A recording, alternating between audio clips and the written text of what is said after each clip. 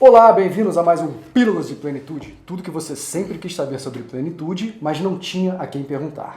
Eu sou o Pedro Mazilo, estou aqui com o Eduardo Alexander, que é o idealizador do projeto As 5 Plenitudes, e aqui nós vamos discutir, debater, explicar, responder perguntas, tirar dúvidas sobre o projeto.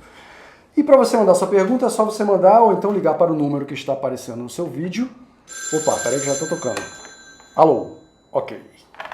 Então, a pergunta é a seguinte: o humor e o riso fazem parte de alguma plenitude?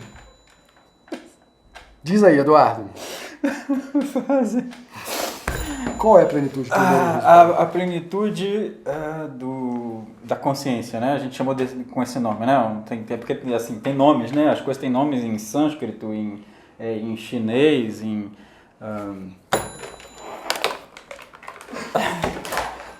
O humor e o riso seriam parte de qual plenitude? Plenitude da consciência, pensando a consciência da seguinte forma, que vai desde da consciência sem pensamentos, né, um mistério para a ciência, vamos dizer assim ainda, até a consciência em atividade mental, vamos dizer assim, né, a própria atividade mental e atividade emocional. Então seria uma pirâmide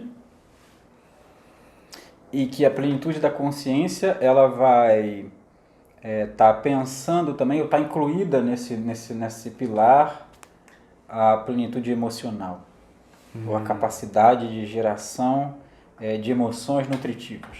De emoções positivas e nutritivas. Emoções positivas e nutritivas. Positivo é um nome que eu não gosto muito.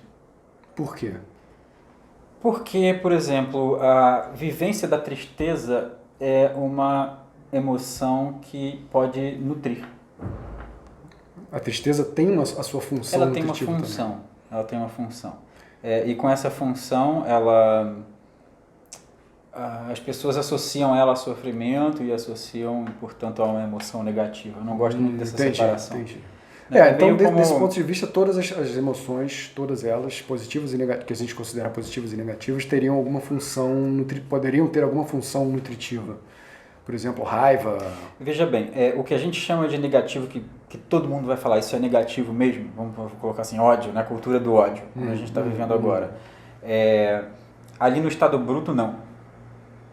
Pensa aquela coisa assim, Sith e Jedi, sabe? Você tem lá o Palpatine dizendo, né? Que use your anger. Assim, não é o uso no estado bruto da raiva, mas também não é como um Jedi no sentido, não, você não pode sentir isso e vai ficar sempre no espaço da paz e serenidade, entende? Aquela emoção de raiva, aquela emoção de ódio, ela é vitalidade.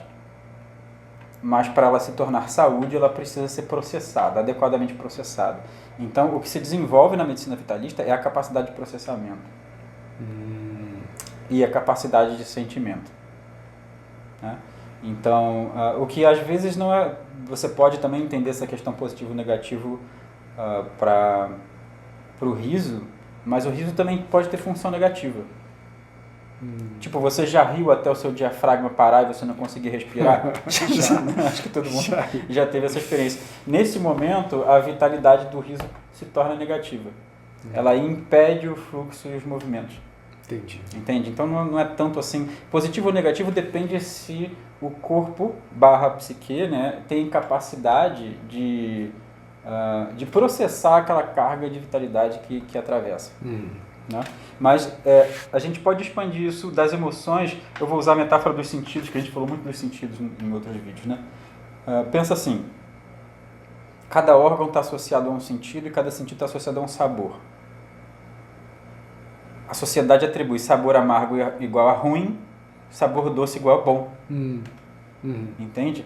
Mas você precisa passar pelos 5 sabores, né? Salgado, doce, amargo, ácido e pungente, que seria o tipo gengibre, pimenta, né? Que abre. Eles são expressões da vitalidade, e a vitalidade, para ela se tornar circular, portanto, circular significa que aquela carga energética que está no seu corpo, ela aumenta, ou pelo menos ela se mantém circulando ali, ela precisa passar pelos 5. Você precisa experimentar os 5. Entendi. Mesma coisa nas emoções. Então você vai precisar de 5 a 7, enfim. A forma de classificar não importa tanto, importa a ideia, essas duas questões fundamentais que a medicina vai trazer para você. A capacidade do processamento, o aumento da capacidade de processamento. Processamento emocional. Do processamento emocional. O aumento da capacidade de sentir a própria emoção. A emoção é vitalidade, é a expressão da força vital. Né? Mas é a expressão mais próxima da função consciência. Né? Seria a emoção, pensamento e a consciência pura. Por isso ela está na plenitude da consciência. E, inclusive, isso é uma coisa super importante. A parte das emoções, ela tem tanta importância para a função da consciência, porque as emoções desarmônicas vividas no seu lado negativo, que não, mais uma vez, a emoção em si não é negativa, é se você consegue harmonizar ela no contexto ou não, ela vai diminuir a consciência, a substância consciência, vou colocar dessa forma. Que vai ter várias outras repercussões que a gente pode trabalhar em outro vídeo. Entendi. Entende? Não, só uma observação, por exemplo, eu vejo que, eu sei que existem muitos casos no consultório terapêutico, né, que o terapeuta identifica que a pessoa está ali viciada em sentir uma tristeza e ela acaba sentindo algum tipo de prazer naquela tristeza também. Perfeito. Aí você já está no caso de uma emoção que está atuando negativamente naquele momento, ou seja, ela está em desarmonia, né, porque ela permanece durante muito tempo na cena da consciência e ela não dá espaço para circulação entre as outras. Entende? A tristeza sentida dentro do contexto, ela tem uma função. Sim. O cara não vai ficar triste se algum parente falecer, ou, né, se alguém estiver doente, uma coisa assim. Sim, né? Então o luto no sentido de você conseguir se desligar, cortar com fases anteriores da sua vida, para que a vida possa prosseguir em novas fases. É um exemplo de um... É um exemplo de um contexto onde a tristeza cumpre uma função. Ela cumpre a função de impulsionar o sujeito nessa trajetória de desligamento, né? Na trajetória do adeus. E você consegue completar essa trajetória na presença dessa emoção.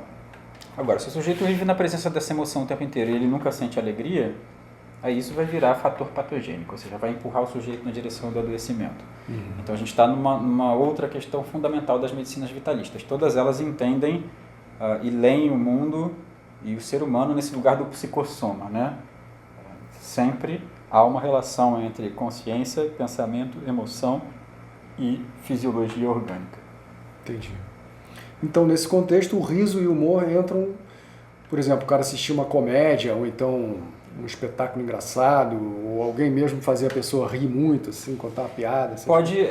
Pode ser nutritivo, mas lembra dos outros vídeos que a gente falava sobre essa ideia da nutrição? De onde está vindo o riso? Eu acho que isso depende até da qualidade do humorista que está trazendo, né? Porque você pode ter risos que vêm de um sarcasmo, que vem de um sadismo, né? Que vem de um lugar que está vindo de uma agressão sobre o outro, entende? Esse riso vai nutrir tanto quanto um riso que vem mais espontâneo, né? Que é uma alegria partilhada que contagia, não vai. Entendi. Então tem risos e risos, tem contextos e contextos. Ok. Então é isso. Obrigado por assistirem e até a próxima.